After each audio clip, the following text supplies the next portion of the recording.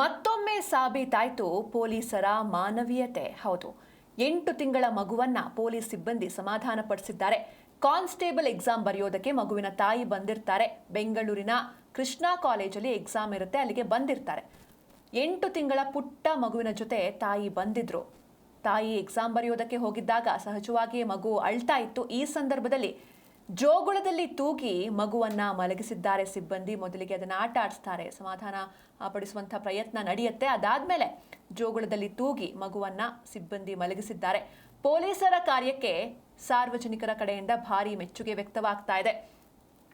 ಚೆನ್ನಮ್ಮನ ಕೆರೆ ಅಚ್ಚುಕಟ್ಟು ಠಾಣೆ ಮಹಿಳಾ ಸಿಬ್ಬಂದಿ ಈ ರೀತಿ ಮಗುವನ್ನ ಸಮಾಧಾನ ಪಡಿಸಿದ್ದಾರೆ. ಅಜ್ಜಿ ಮನೆ ಮುಂದೆ ಮಗನ ಮಲಸಂಗ